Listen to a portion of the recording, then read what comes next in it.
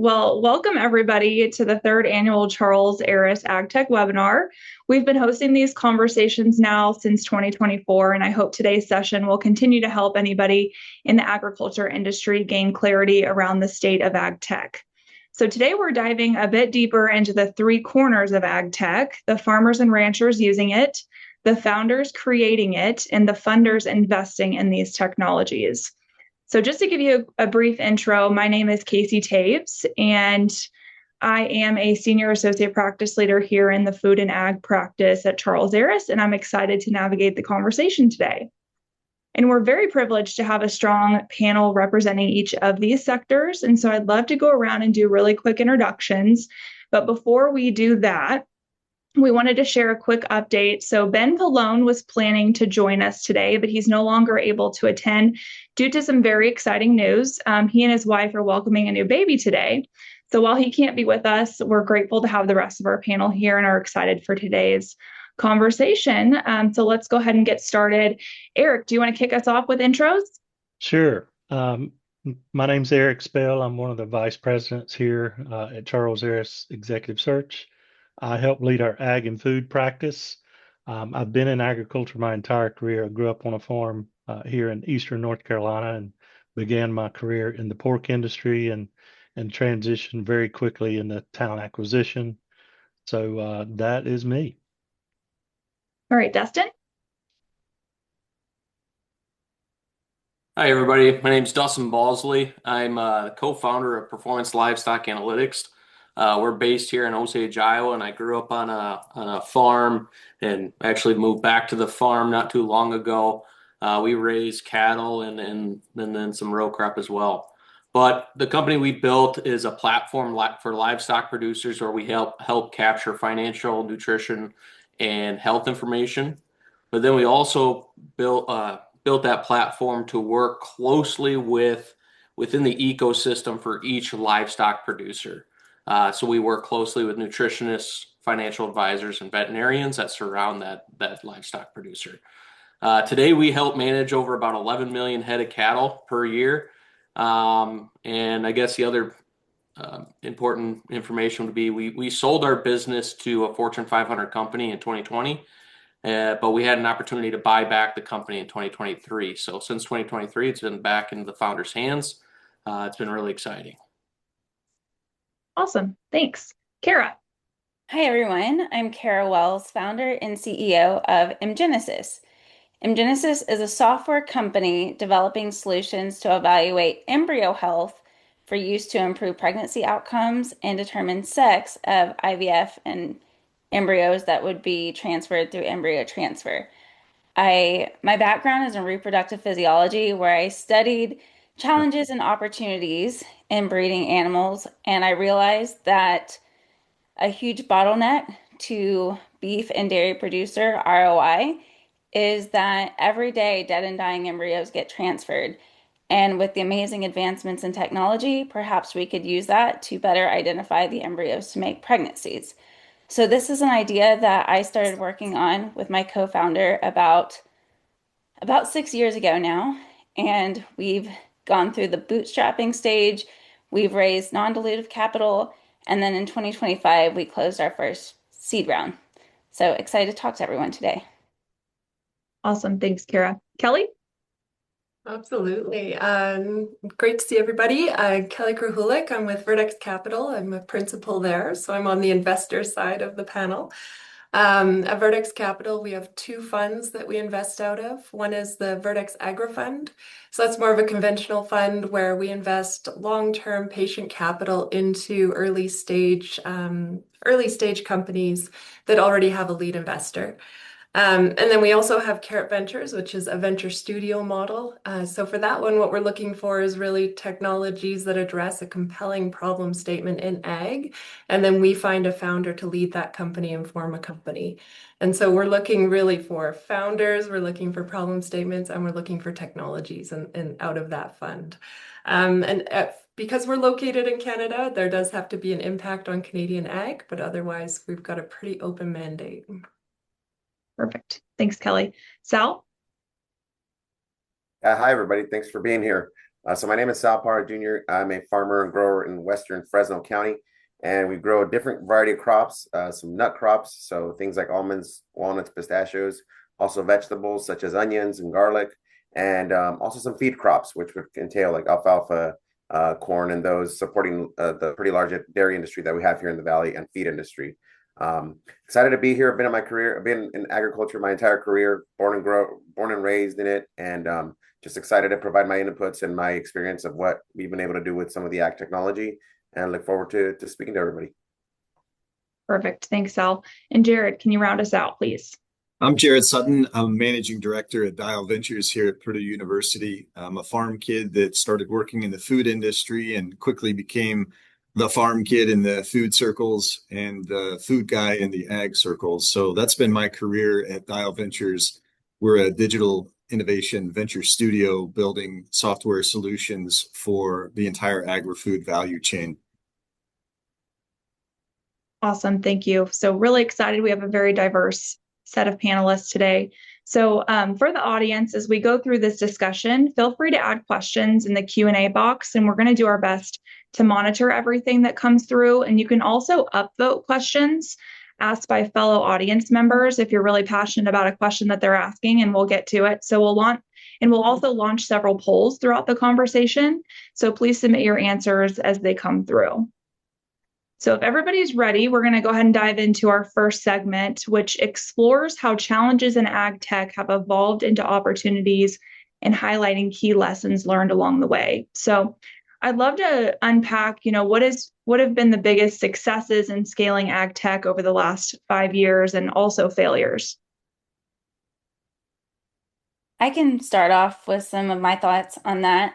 So agricultural usually happens in rural parts of the world, and that's really created these geographical islands where agriculture did not have access to even good Wi-Fi infrastructure and sometimes even electricity. When I started my company, EmGenisys, 5 years ago, we wanted to record videos of bovine embryos with a smartphone on people's microscopes and have them upload it to a cloud-based system where the machine learning would analyze and then they would get their results. I was very worried that the farms that we were trying to serve as our customers would not have internet, so they would not even be able to access our technology. But now these farms have Starlink. People can put Starlink on their trucks. So that has just made ag tech that's cloud-based now actually acceptable in rural parts of the world. And I also think advancements in other areas of technology, like again, I'll reference my own personal experiences, but my iPhone camera is the best camera that I own. And so to take these videos, I didn't have to create better optical systems. I didn't have to create a better camera. I could leverage these commercially available parts to apply it to ag. So I just think that all the innovations in the external world being applied to ag tech just give us so many more opportunities. I like how Cara went to some logistics and she's spot on with how we can get further faster.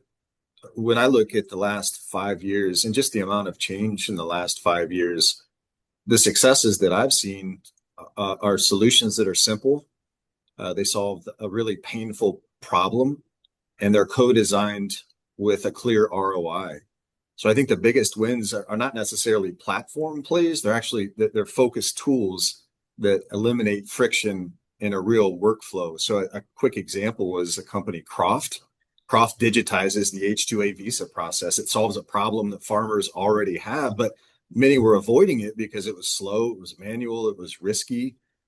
Croft was launched in 2022, and in less than 3 years, they've got a strong annual recurring revenue, and they were actually successful in raising an up round in an incredibly difficult funding market. I think the bottom line, in terms of an example that worked, it was built with users, it had immediate economic value, and it replaces work instead of adding to it, which is a critical component in the ag sector with farm production in particular. And a quick failure to your question, Kacey, is when there's technology that's in search of demand, and alt protein is an easy example. It's super capital intensive. It's impressive science, no doubt about it, but it's not solving a problem that most consumers or producers actually feel. And so the result is the adoption has lagged and the economics broke. And I think the real lesson there is that compelling technology does not always equal a compelling market. One thing that I've noticed over the last 10 years, when you look at AgTech, in its first early stages of coming into this industry, was it acted as if it was a B2C business, or Silicon Valley bringing new technology to us country folk out in the middle of nowhere. What I've noticed, the companies that are successful are the ones that are able to bridge that gap, realize that yes, the egg industry is very, very large, but it is also a very tight-knit community. And so, it reminds me of, when I was a kid and I would go uptown with dad to the local implement store. And there was always a group of guys sitting around drinking coffee. And it was the banker, it was a veterinarian, it was the farmer. It was all these guys from different parts of the egg industry talking with one another, sharing, what's working, what's not working, and just having that communication. That exists on even a larger scale within the ag industry. It is a very tight-knit community. So the more you can ingrain yourself into that community, the better you'll be.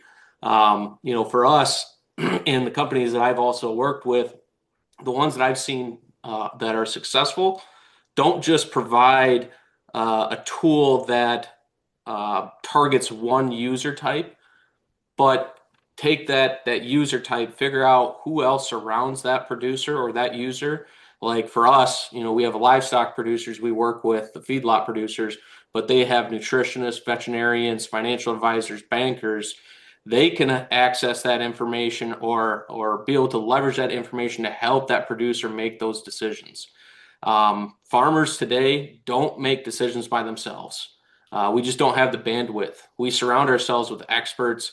And in ag tech, it's our duty to not only provide it to that end user, but those who surround them. Kacey, real quick, I'll add from a talent standpoint, we all know that there's been an increase in investing in biologicals in crop protection and animal nutrition. Unfortunately, in the past 5 to 7 years, there was some ill-advised investments and let's just call it snake oils that were brought to the market, which did a couple of things. One, farmers got more on guard. They got exposed to some things and didn't work. And so that's had an impact on their lagging trust with the new products coming to market. It also had an impact because there was a lot of senior level talent at Legacy.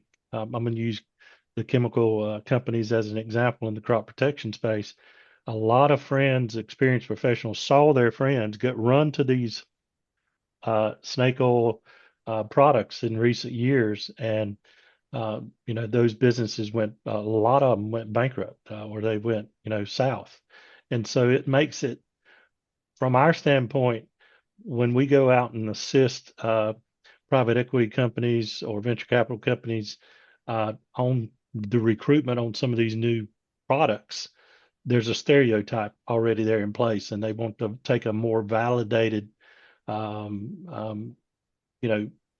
very informed decision on first, is the product valid? Is it well tested? Is it trusted? And so that's been some of the setbacks, but there's a continued interest on the part of VC and private equity in biologicals. We continue to hear that today, and there's more successes coming to the market than there was 4 or 5 years ago. Yeah, those are all great points. And I could build on any of them, but I'm going to focus more on kind of the venture capital perspective, because I think venture capital also had an impact on some of the failures that happened over the last few years, because there was just so much capital that was pumped into these companies, and often they were treated similar to the traditional kind of venture capital play, which would be more software focused, more of a SaaS approach. And for most of agriculture, it's not SaaS. It's seasonal. It's you get, 2 or 3 seasons, and that takes 2 or 3 years to prove that out. And that's just to do 3 trials, just to prove even basic efficacy. And so when a lot of these venture capitalists went in expecting the same kind of exit timelines that you would have on a traditional SaaS opportunity, it added a lot of pressure to these companies to grow faster than they were ready to grow, and without building that trust with the farmers, with the producers, and without kind of developing the product alongside those producers as well. And so I think all of those are really key things that the venture capitalists have learned in all of this. And I think that they're much more understanding of the patience that's required in this industry, as well as the importance of aligning with those really core problem statements for farmers. Yeah, those are all some really great points. And I know the ag economy it's always a hot topic, but even more so right now, it seems like. So I'd love to understand, what role has the broader ag economy played in success or failure? We spent a lot of time talking about this at Purdue, and many of our colleagues here on the panel can speak to this with direct experience. If I zoom out big enough, I think about the broader ag economy. It's highly regulated. It's dependent on global trade. It's exposed to supply chain shocks, arguably more than any other industry. And it's increasingly constrained by additional policy. And there are plenty of examples, be it Proposition 12 in California or glyphosate, labor, trade wars in general. And then you think about the implications of that, and the input costs are at record highs. Margins are tight, compressed. Capital is just generally tight across the system. And so I think if I start to apply that to what does that mean for ag tech, again, only solutions that can deliver an immediate operational value with a credible growth path will survive. And that's just sort of the reality of our industry. Again, building on some of the points that were made by my fellow panelists here, I think investors, they now expect a clear customer demand. And perhaps that's a bit remedial, but it's critically important. Fast payback, which isn't always the case in agricultural technology solutions. And then just bottom line, a general pathway towards scale. Can you get to a path that shows $1 million in revenue, $10 million in revenue, $100 million in revenue? I think looking at consumer trends and consumer demand is extremely important. I think it's been really interesting in my career, having finished my PhD in 2017 and starting EmGenisys in about 2020, looking around the trends, particularly in animal agriculture. I had the idea to do this in cattle in 2020, and then all proteins were getting all the investment capital. And I would talk to investors, and they were like, oh, we're really not trying to invest in animal agriculture right now. So I got a lot of easy no's right off the top because of that. And then now consumer trends have gone a little bit more back towards animal agriculture, which means technologies like ours that make animals more efficient, more economical, more sustainable are viewed favorably. But even so, all those groups that lost money in alt proteins now don't have the money to reinvest in companies like ours. So we really need to understand that we're not operating in a silo, even with our competitors, and that it's all strongly interrelated. Just to piggyback off of what Jarrod was saying, finding that ROI fast and quickly is super important to get that adoption. I think over the last 10, 15 years, producers have been ROI'd to death. If we bought all these products that promised all these ROIs, we should be growing 800 bushel corn by today if we used everything, right? So to me, having a credible ROI is so critical. And, even for us, I don't even like using ROI because I do see that ROI creep being an issue. But when we look at ag as a whole, I think the biggest challenge ag faces today is manpower, people going to work. And so if you can find ways to, either automate that work, automate that data collection, simplify some things, that's where we're going to see the greatest amounts of success. I know I look at our family farm, dad's getting up there, and I'm obviously not helping him too much. I'm more of a keyboard cowboy, but anything that we can automate on our farm is something that we look deeply on that operation. And I'll build just at the grower level. So yes, I would say, especially here in California, we've faced, tremendous challenges in the last few years, just in regards to our input costs going up and having to, at the end of the day, work with less. And so I also feel though, like it's an opportunity. So I always have that open mind as a grower that like, okay, if there's a solution that can come to the table where I can reduce an input, and I'll use nitrogen as an example, where we've, not only regulatorily, but just the cost of nitrogen has been, high for us. We've been able to use tech to reduce that number while still maintaining yield. So we're creating value. So we're increasing margin. We're creating margin. So while I might not produce more in terms of actual yields or production, I am reducing my input costs. And there's various solutions that can be built from that. So I mean, I think about not only labor, which is a tremendous opportunity. I think about for fertilizer. I also think about water, right? Water is huge in California, and our ability to optimize it. So that's where I'm always looking for those solutions, because though there may be a cost to a new adoption, I also need to be reflective and recognize that may be offset by the reduction of the input. So something to keep in mind. And I think it's important to also, for those companies that are coming in offering these solutions, is to make it accessible. Don't have a big upfront capital cost for that grower, especially if they can't offset it with enough acreage. So they look at different solutions into how that can be brought to a grower and still have them utilize it, and then do exactly what was said earlier, which is start that coffee shop talk where like, oh, hey, what are you doing for water? Oh, and I have various examples of that where farmers have called me, or I've called farmers, my neighbors, and it's like, hey, does this work? Does this not work? And we go from there. So very, very valid that those conversations happen, and we're always looking for solutions. Awesome. Really great points. And there's already some really great questions coming in through the Q&A. So really appreciate that, audience. Keep them coming. One I do want to visit really quickly. Ahmet said here, and I'll just read his comment with a question. So he says, as an investor, I think the problem differs depending on the subsector you look at. Example, farm management software versus gene edited crops. Completely agree with Kelly's comments. To follow up on Jarrod's comments on the alternative protein market, I believe as scientists, entrepreneurs, and investors, we need to work on changing the wider population's views if we need to make changes for a better future. So what does our panel think about using our expert opinions to influence and change the public's opinion for a better impact? It's a great question.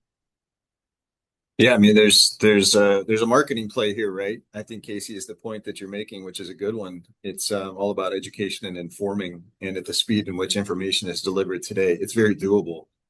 I think this gets to one of the questions maybe that we talked about earlier, which is sort of the misalignment amongst a few of these key players that we're having this conversation about today. So there's just different incentives for farmers. You've heard from a few of them today, Sal, and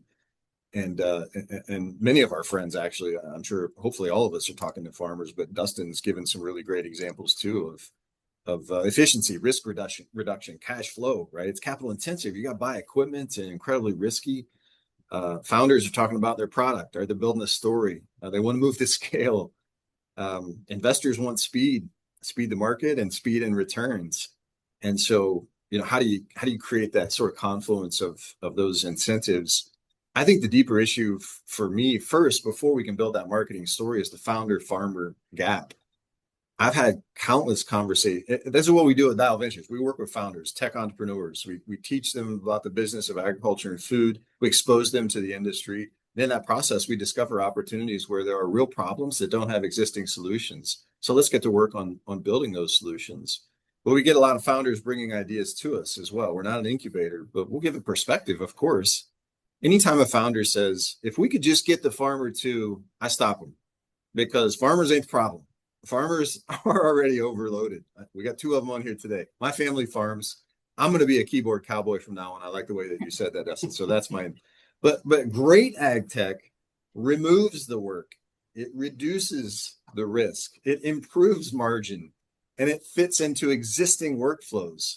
And if we hit that sweet spot, man, there's a fantastic story to tell. The technology and the tools exist for us to deploy that, but it has to start with those fundamentals before we can actually create that conviction in the users and the developers to align around what that story is to create that demand.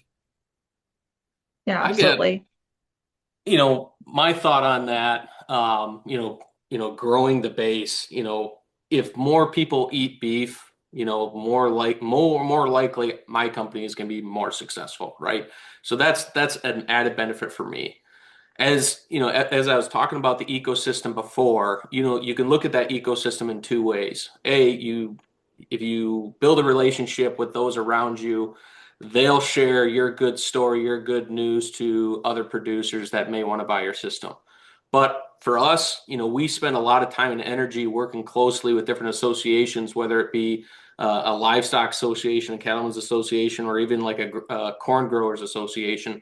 We work closely with them, not only because they help us get to the producers we want to get to, but we can help them grow their base, right? We can help provide the information necessary to tell the right story. So recently I've been working closely with, sustainable beef, providing the right information to the right people so that we're not forgotten. There's a big difference between cattle being raised in Iowa and Minnesota, South Dakota and Nebraska versus Texas, Oklahoma, in that area. And so we have to make sure that we have a voice as we continue to write that story to the end customer of the beef product on sustainability, efficiencies, and how we're growing.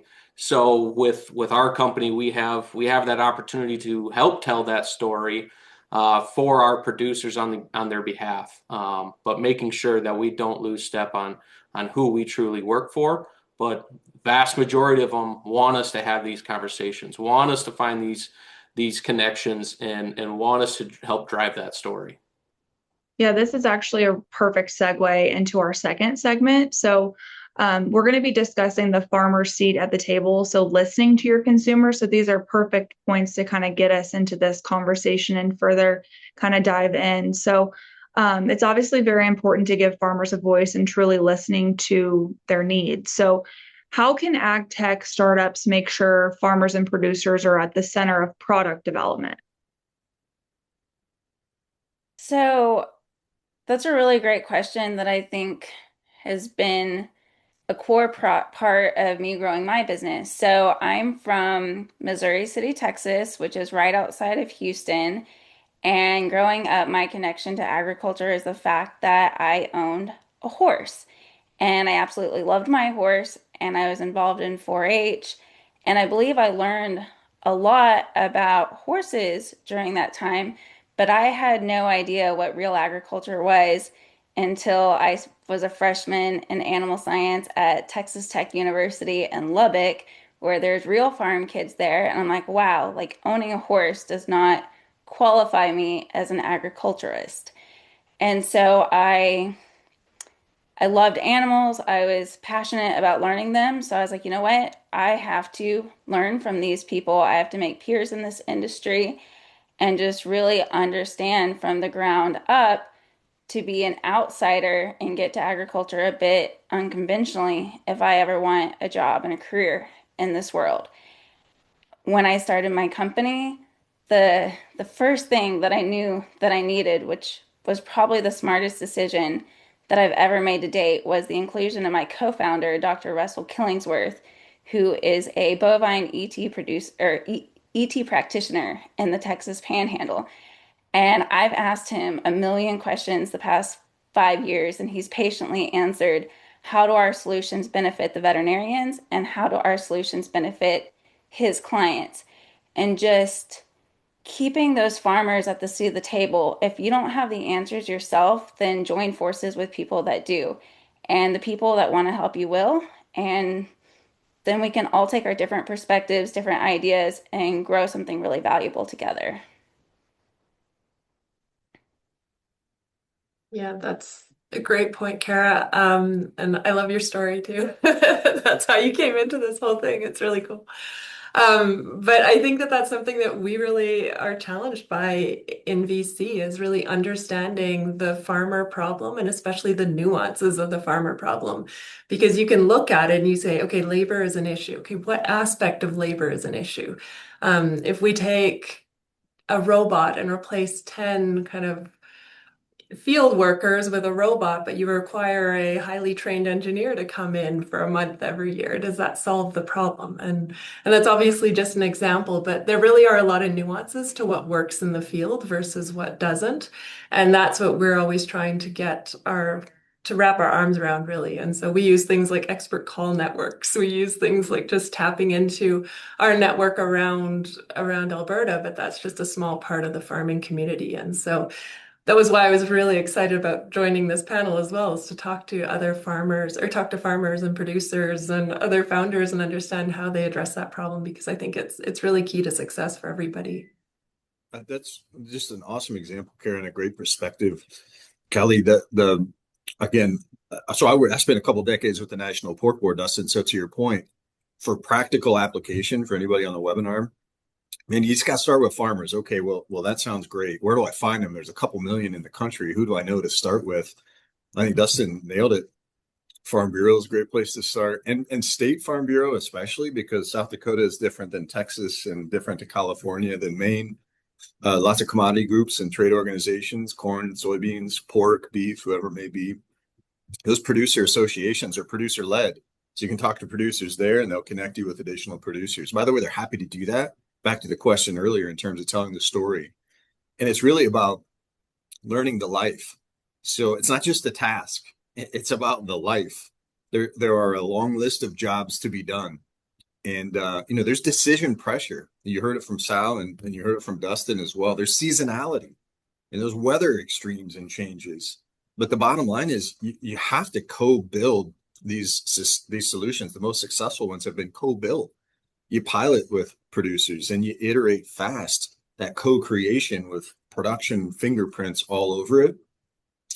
And then, man, let the farmers sell it. Again, I think Dustin said this earlier, but having grown up on a farm in the industry, spending some time, not arguably for me, not enough time at the cafe, with the guys drinking coffee. We always had to get back and do chores, but I always enjoyed listening to farmers talk and joke, and his community. It's relationship in this industry, unlike any other industry on the planet. And once you have that farmer convinced, to Eric's point earlier, they've had some snake oil. It's going to take a little while. You got to earn that trust.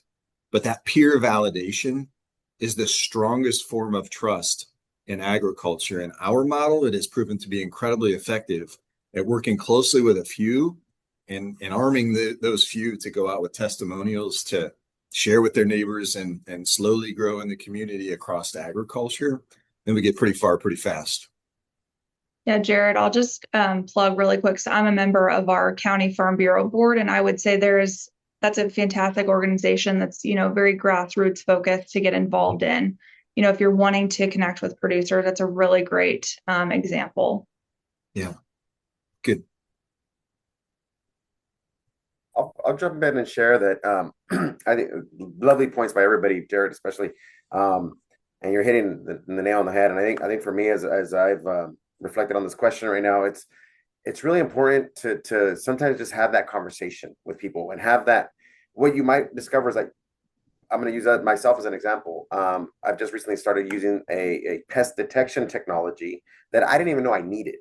So sometimes there's problems. I can list out problems that I know are in front of me and are sort of front and center, but through those conversations, there's some threading that you can take out, sort of what other issues I have or are there. And like I said, for me, it was like utilizing this pest detection technology that, prior to, and we still do some scouting for, but now it's like, giving me real-time data on a daily basis of where this pest, or and specifically it's navel orange worm, which is probably the largest pest in nut crops in California, and how it's optimizing now the time I spray, what I'm spraying, and so now again going to efficiencies and really creating margins as a farm.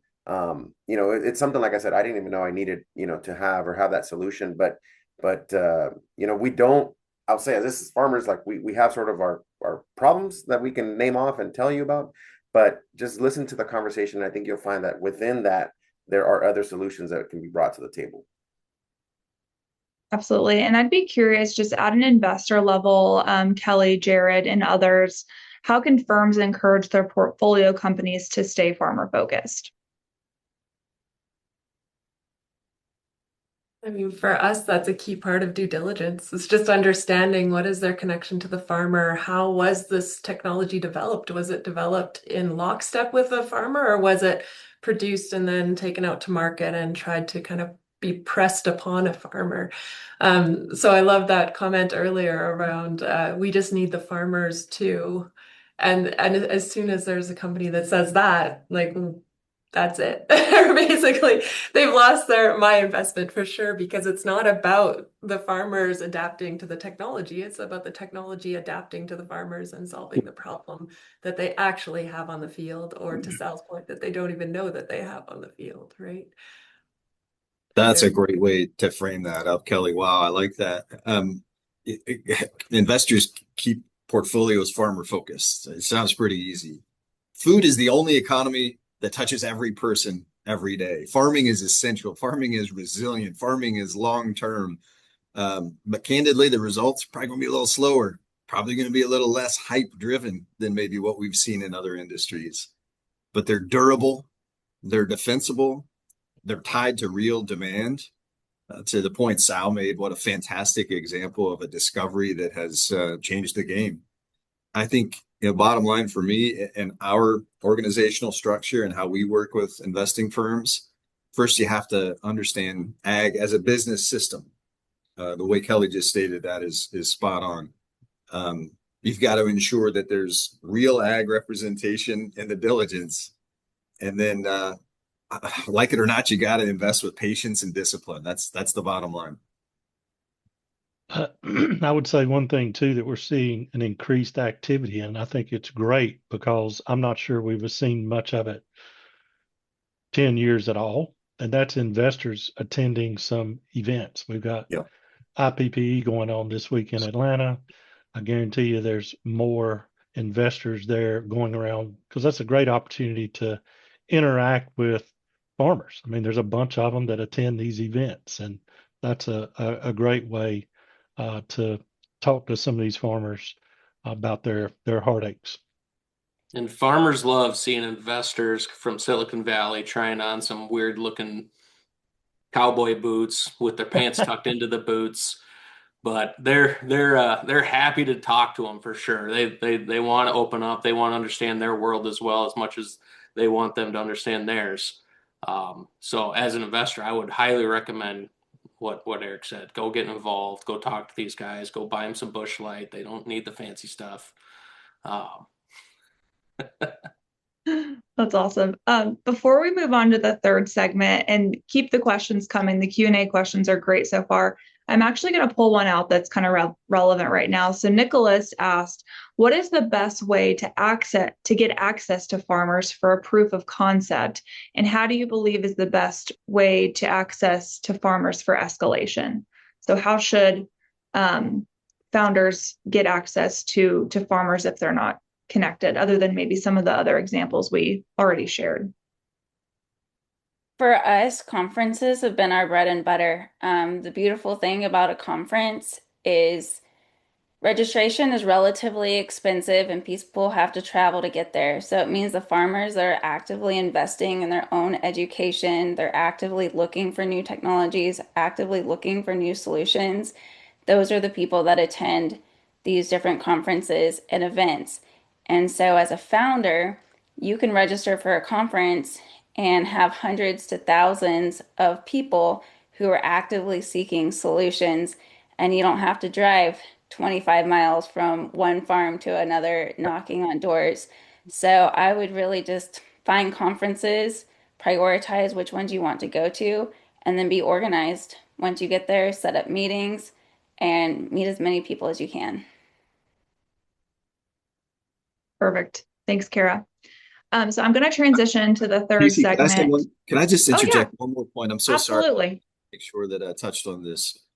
Aside from what's been mentioned previously, the farmer-owned cooperative model is very strong in the United States.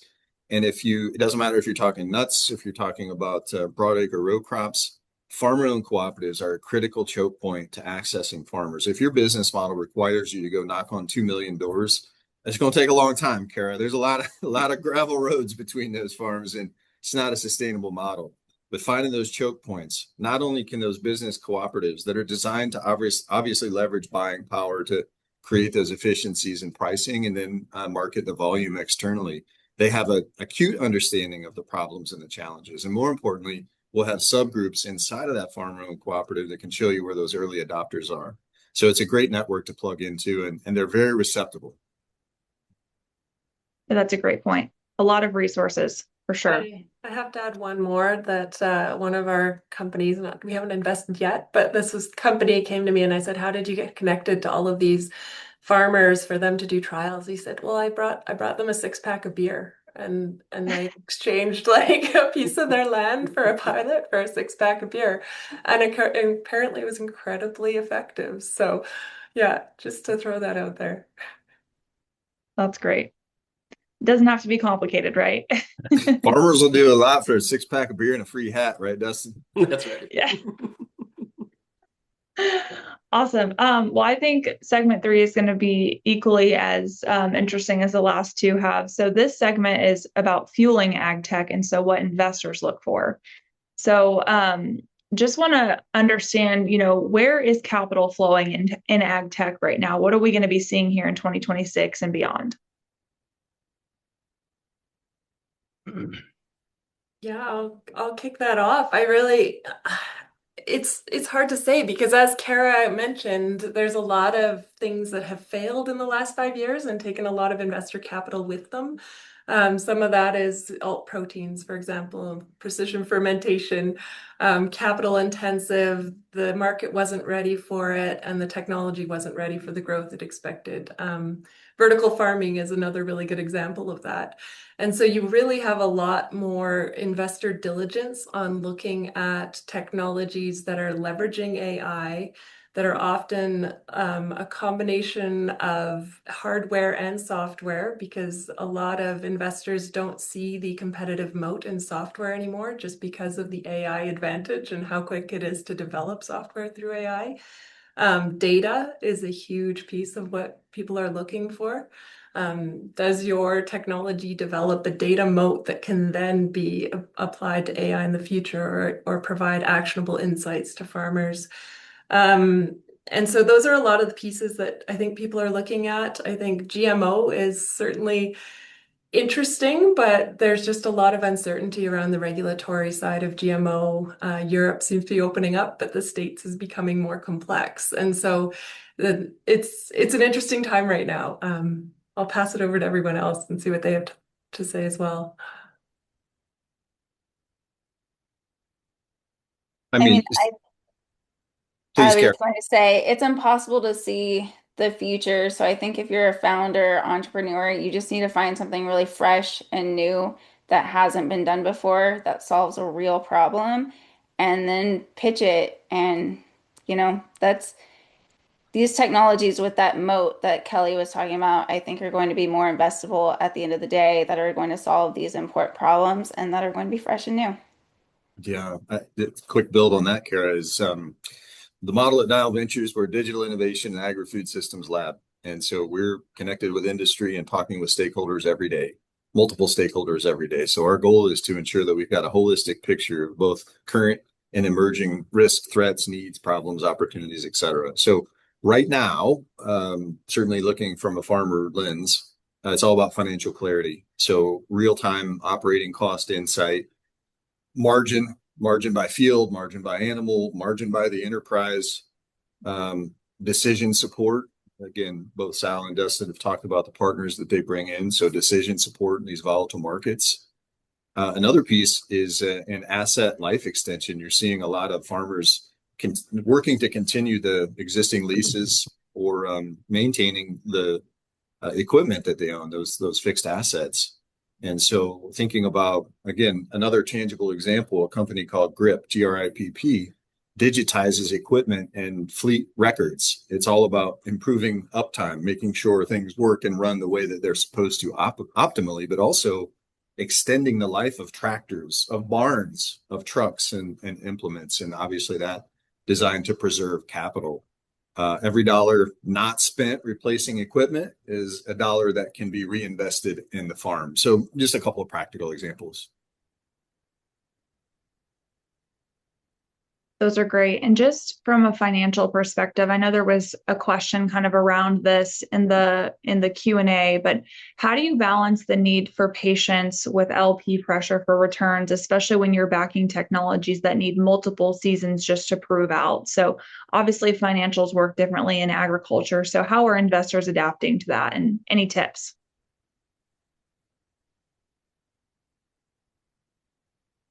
I think the biggest way that they're adapting is really diversifying the portfolios. So you'll see that they'll have a couple of companies that will likely have longer exit plays that require that seasonality, that just take longer on the technology development side or regulatory pathway. And then that'll be balanced with more of a direct software type of approach where you expect that it's a faster exit timeline, a faster technology development and commercialization timeline. So I think there is a better understanding now of the time that it takes to go to market, and an understanding of the patience that is required. And the interesting thing is this has been around in clean tech for a long time. Like, we've understood in clean tech that patient capital is required to get these companies to a successful point.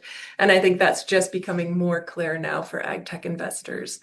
And there's just more capital, I think, going in, at least in Canada, with Farm Credit Capital has put forward a lot of capital into the early kind of ag tech industry in Canada. And so I think just having that capital there will support the longer term piece as well.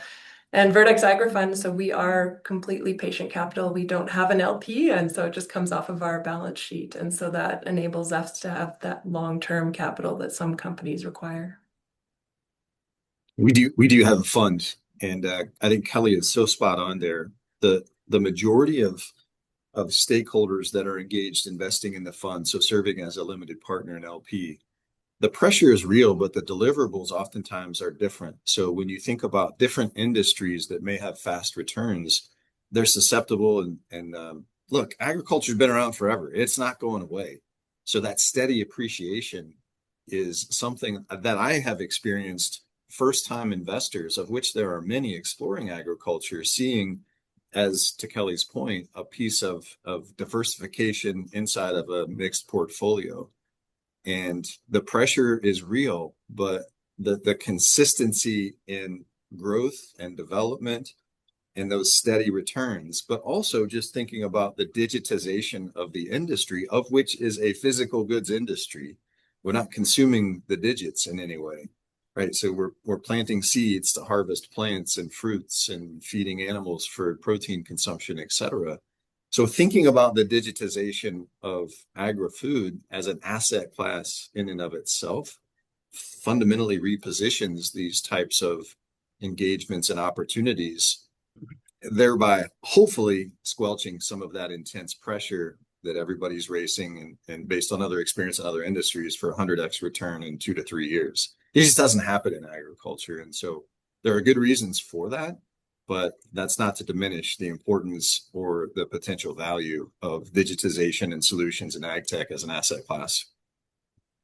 Kacey, I wanted to go back to where is capital flowing into ag. I'm not going to say ag tech. I'm just going to say agriculture. Between December and January, for various reasons, as you know, we had lengthy conversations with some of our clients on the private equity side. We had 16 conversations, whether that's through update calls on projects or pitching new opportunities. I kept a track, and there was two things that I thought was really interesting, and where there's a deep interest, and we're seeing it because of those 16 private equity firms, 12 had interest in both protein for consumption, human consumption, and specialty crops, vegetables and fruit and vegetables.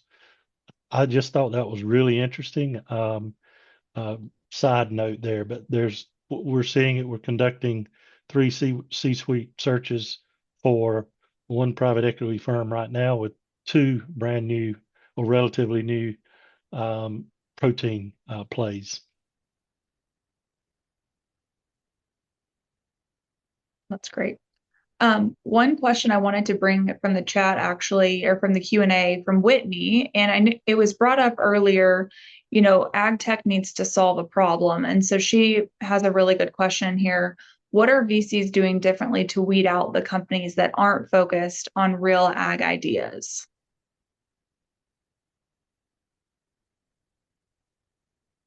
Yeah, I can only speak for myself and the people I know. But certainly ag expertise is really, really valuable in venture capital. So especially ag-focused venture capital firms, they often have ag backgrounds, they have access to farmer networks, they have access to a broad range of deep expertise in the ag industry. And so they are pulling on that sort of expertise all the time when they're assessing these opportunities, because if there isn't a match, then it will cause problems, especially in ag. It's not quite as, you can't pivot as quickly in something like ag as you can in other industries. Yeah, I think the short answer is they're not funding them.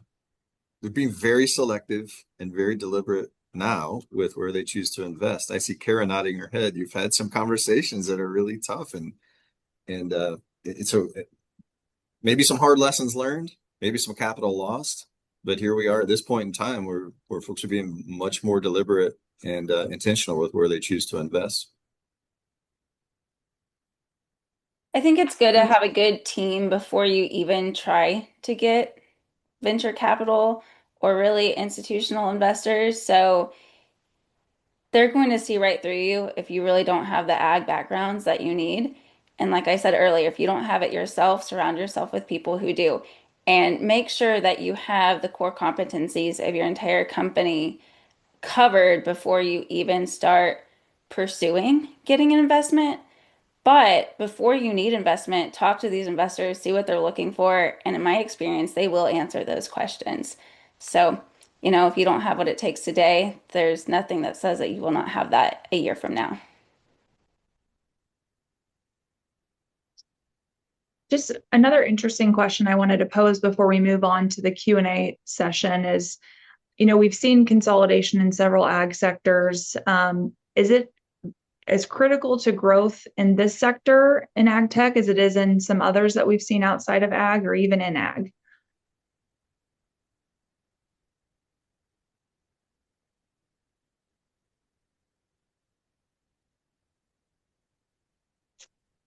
Kacey, I'm going to ask you to ask that question one more time. Let us digest that. So just in terms of consolidation, is it as critical to growth in this sector as it has been to others, like manufacturing or home services, or just some other sectors that we've seen that have really consolidated to grow? I can't speak to the manufacturing or the home services industry, but there's been a massive amount of consolidation in the ag industry in the last 20, 30 years. Even if you look at, raising hogs, complete consolidation into the big corporate yards, corporate facilities. For us, it's a necessary thing, for us to continue to grow. There's only X amount of producers out there. Yes, ag industry is gigantic, but at the end of the day, agriculture is the niche of niches. Building technology for corn growers is not the same as building technology for almond growers. Building technology for feedlot producers is not the same technology it is for a rancher who's doing cow-calf. But all these companies will get to a point where they will start plateauing because they've reached some sort of market saturation, whether that be 30, 40%. And at that point in time, you start seeing numbers starting to tail off. And at that point in time, you need to either be, prior to that time, you need to either be exiting or you need to be finding other additional revenue models, whether getting more dollars out of the customers you do have or expanding your offerings to new customer types.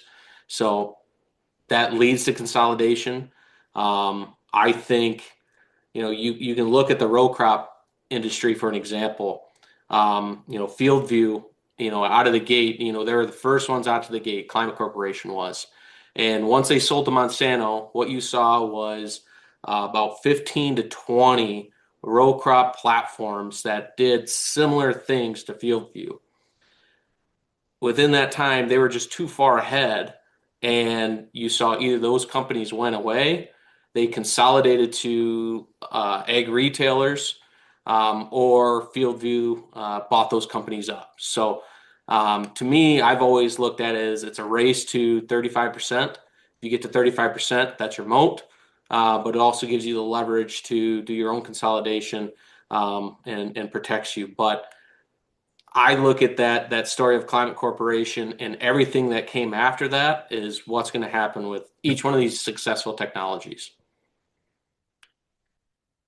Kacey, I was listening to a podcast just within the last couple of weeks, and from a farmer standpoint, it's going to be a win to them if some of these, let me pause there. There's a couple of Asian countries that are manufacturing some really good equipment right now that's going to be competitively priced with a good horsepower, efficient.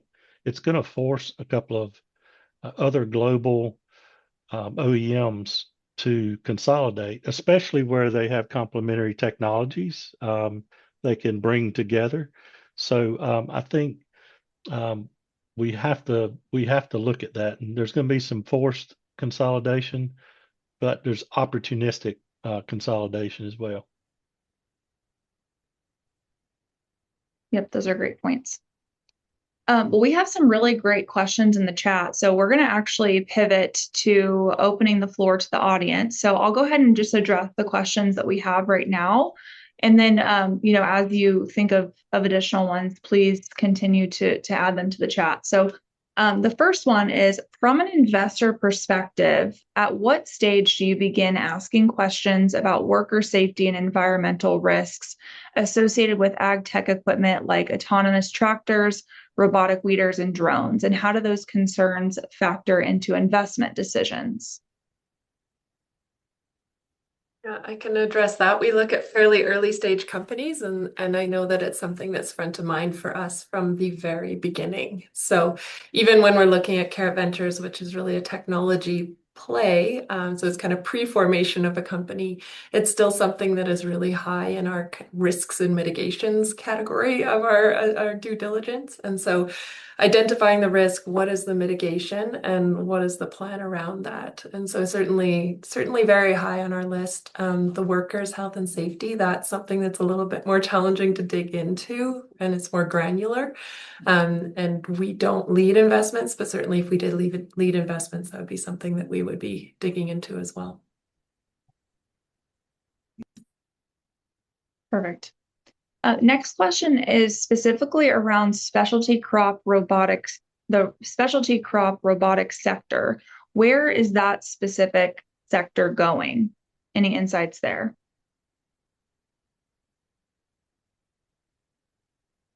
I don't know where it's going. I will tell you, specialty crop, that in and of itself is very diverse, very broad, and the amount of crops that fall under that, is huge. So scalability, I know, is a challenge.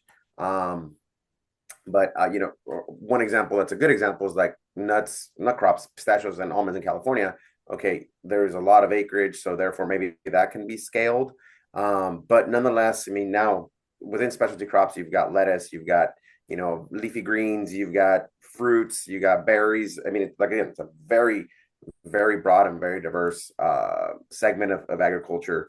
And I know that what we've seen and what I've seen is that, there's not a one size fits all. It's a very, very diverse industry. And so, what may work for tomatoes doesn't work for, lettuce or romaine, right? So problems are very specific. One thing that does affect all specialty crops is labor. Labor is a big issue in all these because it's labor intensive.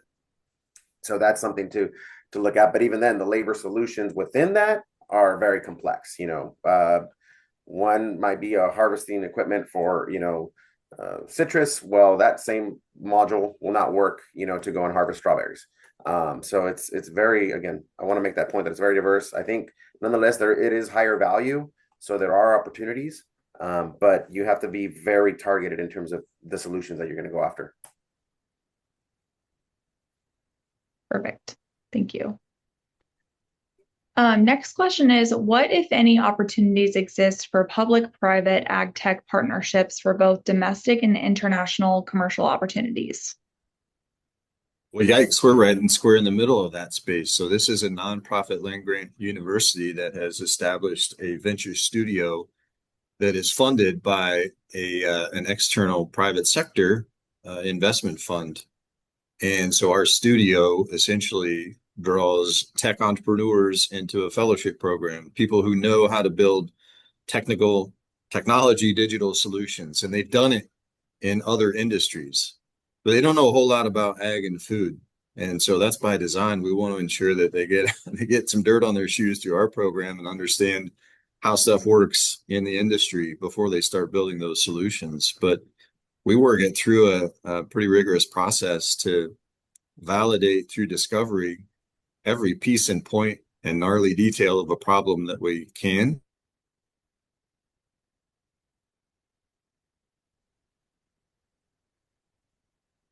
Did he freeze? He did freeze. He did. Okay. I can elaborate a little bit. Before we were mature enough to get investment capital, we survived off of money that we got from grants and pitch competitions. And there is a lot of money through government agencies to support innovation right now that are totally public funds. They're non-dilutive to win. And that can get you your first hundreds of thousands of dollars that you need to get proof of concept so you can take it to an investor and actually get funded through VC or angels. Cara, you might just, you don't have to be specific, but there was a sort of a clause to that. I think because of one of those funding sources came out of Missouri, you had to invest those dollars in that particular state. Is that correct? Yeah, so I mean, some of them are definitely economic growth plays. So you need to understand what are the terms and conditions of the money that you're taking before you take it, and you feel that you can execute on it, then that is probably a win-win for both parties. So, for example, we got money from a group called Grow New York, which sponsors a huge food and agricultural competition in 2021. And part of that money needed to be spent in upstate New York.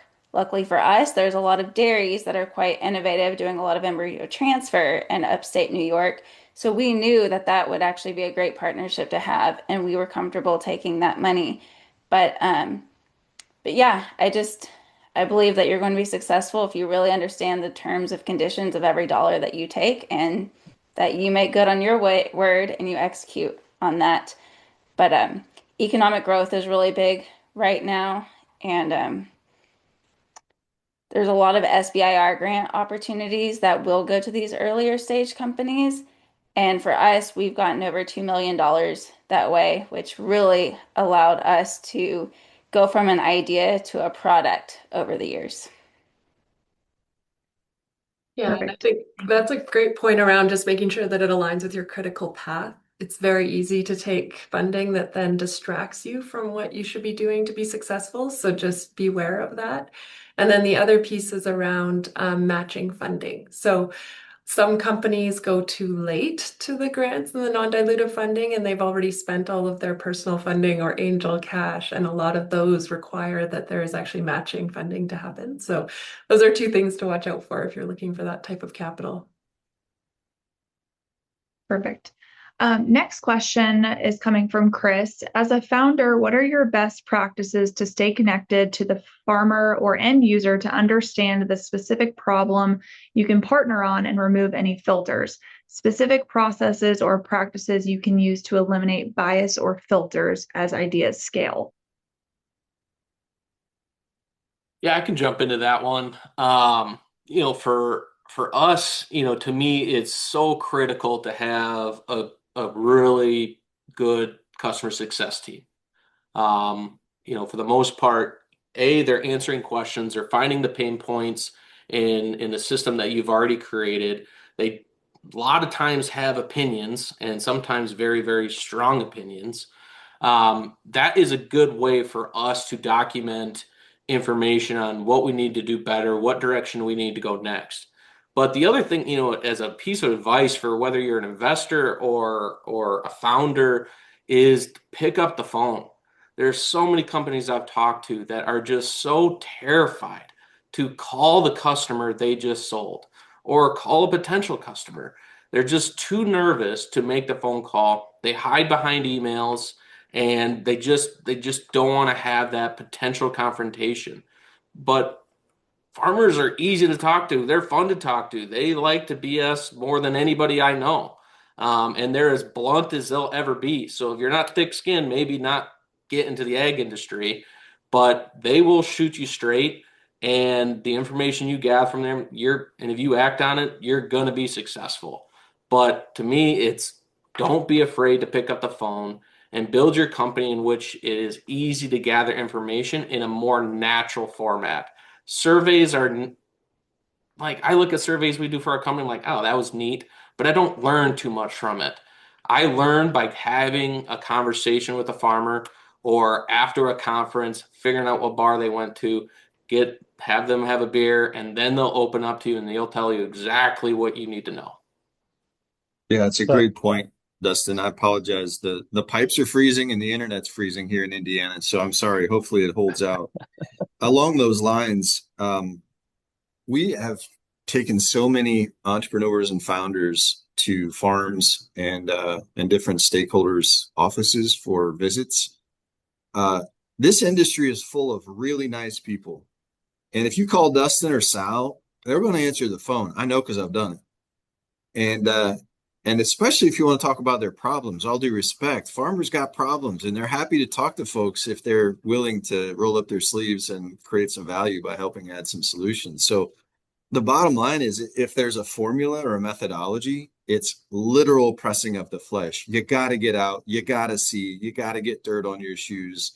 These are biological beings or soil that's alive. And you can take a spoonful of soil and you would not be able to guess the number of nutrients at work in that soil at any given time. And by the way, it's different in Texas than it is in Oklahoma, than it is in South Dakota, et cetera, et cetera. But the willingness for this industry's stakeholders to engage, not the problem.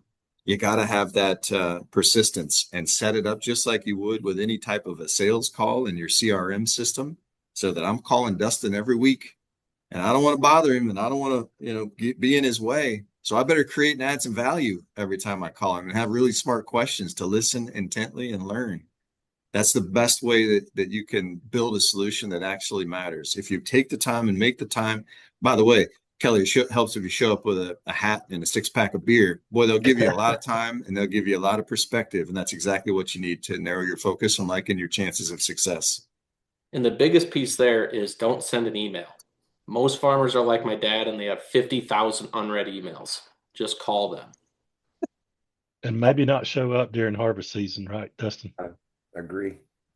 And I say that respecting that there's a couple of times a year that you don't want to bother farmers, and that's plant season and harvest season. And that could be multiple times a year with specialty crops, right? Yes, sir. And I think another, just to build on that, is have honest, truthful conversations, right? Just be real. Like, don't blow smoke, just hey, be truthful, be realistic, don't tell me we're going to come do 5x or 10x, whatever, but just be real and say, you know what, this may or may not work for you, but I appreciate that. And I am very receptive to someone that will have a truthful, honest conversation and just, own it. Like, hey, you know what? We tried this demo in year one. It didn't work but these are the factors we think why. Can we give it a shot with you, year two? And it's like, I can appreciate that so much. Because that's how you do your business, right, Yeah. Sal? You try things. Yeah. Yep, Yes, absolutely. sir. 100%. There's another really great question on what are your thoughts on offering equity to early farmer partners in exchange for pilots and hopefully referrals? So any experience with that? I think it's really nice, but I don't think it's necessary. I think if you can get them involved, that's great. But, like we've all said, Sal, if I gave you a call and I asked you questions on what I should build next, I don't think you would second guess giving me an answer. I think producers are very open to giving those answers, helping you out. I think, if producers like Sal provide a lot of value, absolutely give them shares. I don't think it's critical for you to be successful starting a business to offer them shares. That's my honest answer. But there's been a lot of customers that have asked me like, "Hey, we want to invest, we want to invest, we want to invest." And a lot of times I would have liked to have done that, but it also becomes complicated, a lot more complicated. You're managing not two investors, you're managing 60, and that can be tough. Yeah, and I think that endpoint is really important, Dustin, is that you do end up managing a lot of investors, and just venture capitalists do look at a cap table, and a really complicated cap table is a red flag. So just beware of who you are giving equity to, especially early stages. My Yeah, I think dad the- wanted to invest, and we told him no. Yeah, the reality Your dad's allowed. and the reality is, Dustin, if it's a viable solution that works for you, it's either going to save you some time or it's going to save you some money. Oftentimes, both. Boy, that's a big win right there. And Yeah. Absolutely. So Matt has an answer here in the Q&A just regarding the earlier point that Nicholas made to seek out AgTech hubs in your region. So 39 North in St. Louis, Ag Launch in Memphis, Dial at Purdue, the Iowa Corridor, and many others, and just also University Outreach Network. So there's just a couple additional folks to reach out to there that I wanted to point out. So thank you, Matt, for contributing there. But the next question comes from Thomas, and it's, please address what is being done for product, crop production yield price, and market access impact or improvement tools. Cost savings for commodities is always the focus. However, how to increase demand and sale prices access also needs some solutions. So any comments there?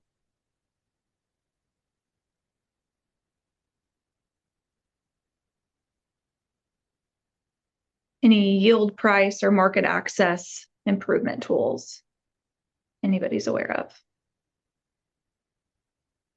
We've seen a few opportunities that people are developing around kind of different types of markets, even some that are kind of decentralized markets and sales hubs and things like that, but nothing that I've seen that's come to market as a solution yet.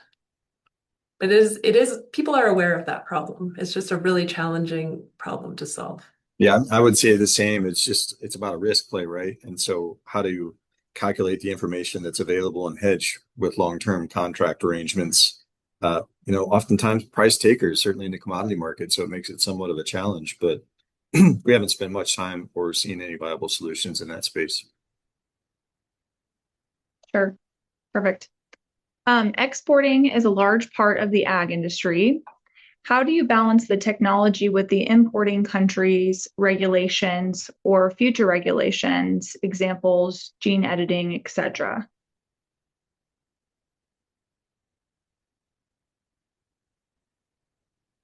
Kacey, that this doesn't answer the question, but you might just talk generally about the search that we're doing for one of the major equipment manufacturers. That's a new role that they had to do globally to address those trade barrier issues. Yeah, I would just say from a talent acquisition standpoint, there's definitely some new opportunities there for roles to be created to mitigate these types of issues. So specific roles around the tariff and customs, importing and exporting, whether that be, large machinery or just other goods. So that's definitely something we're seeing on the talent acquisition side. That's really interesting. So I'm sure importing and exporting, just as the economics, as we're dealing with today's economics, they'll continue to be a hot topic for sure. For this question, this one hits home pretty hard for us. It has been extremely difficult for us, whether we're exporting hardware or even trying to set up software overseas. EU is very difficult to set up software and have that start running. Heck, Canada is difficult to send hardware to now. China has its own issues that we have to deal with. I mean, to me, it's just a constant battle that we have to overcome. But sometimes when those battles are too tough, you pivot away from it, right? Because there's lower hanging fruit that you can address.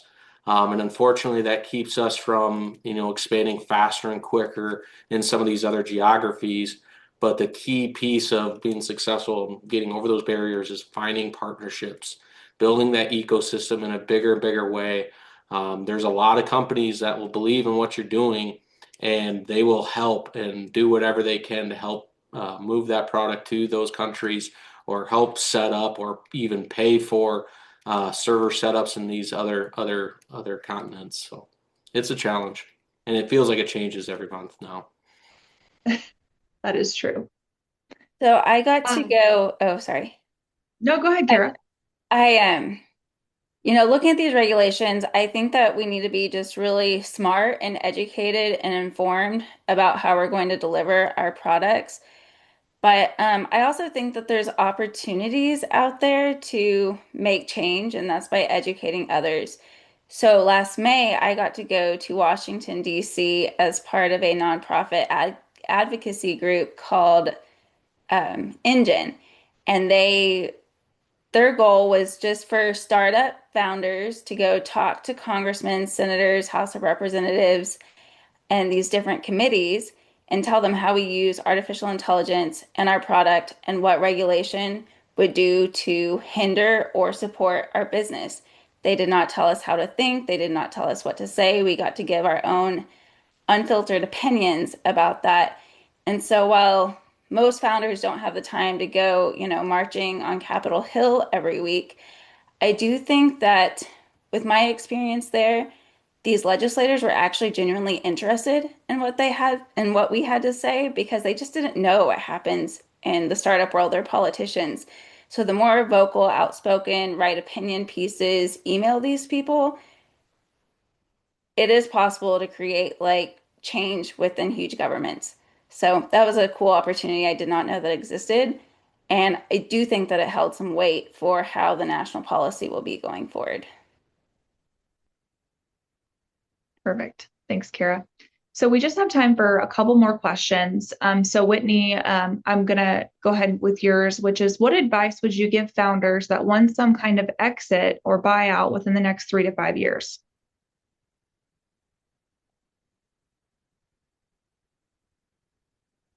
I love the facial Make expression. a lot of sales. That's magical advice, right? If there was any one answer, then I think it would be there'd be a lot more exits. But I really think, market share, right? Go out and get into market and get the customers. And Dustin had some great advice around how to do that. So I think, and Cara as well, I really think that has to be your focus, and then fix the problems and address the problems that those customers have, so that they then spread the word and act as a network as well. And Either make a ton of sales or efficiently. Yeah. Make a ton of sales, or make your potential buyers fear not owning you, or fear that you may be owned by somebody else. And there's way to put that pressure on them. But it's very tactical, right? It's tactical to kind of put them in that position, and sometimes it backfires.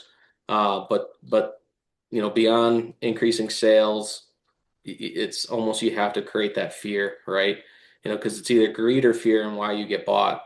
So if you're not making those sales, you need to make them fearful of not controlling your destiny. Yeah, I think a bit of a broken record here, but it's true. You have to have customer acquisition.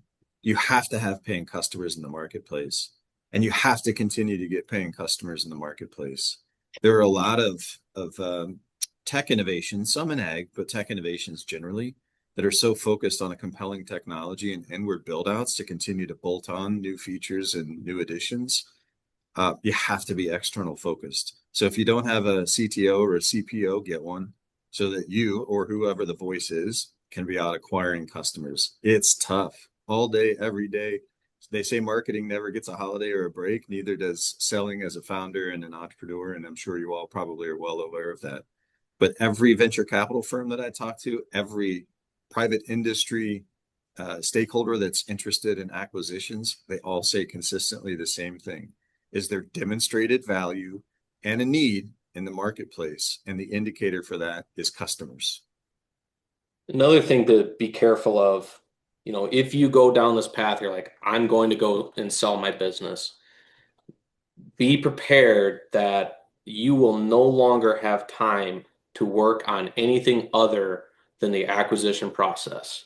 So you better have the people in place to continue to move the business forward, and knowing that if it doesn't go through and you don't get it and it doesn't sell, hopefully you being gone for whatever that period is, and it could be a year to a year and a half before it closes, that the company didn't falter because you were gone for that year and a half, because it does take that much effort.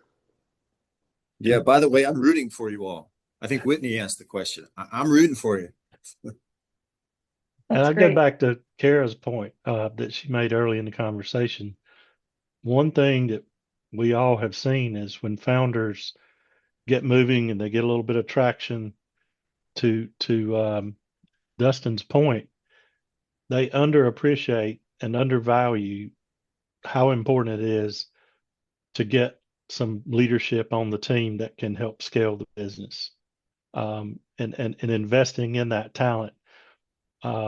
Calculate that return on investment, because if you get the right people or right person around you that's commercializing the business, because oftentimes the founders, I mean, Kelly, you can comment to this. When you invest in a business, how many times are the founders, not necessarily the CEO, the chief commercial officer, the vice president of sales, etc.? Yeah, great point, Eric. We're in a lot of those conversations, obviously, with what we do. So really great points.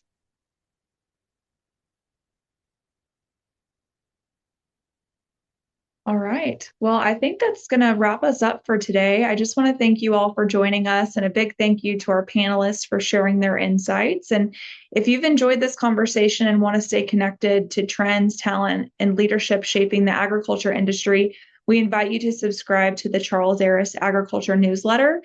It's a great way to keep the conversation going beyond today's webinar. So thanks again, and we hope to see you next time.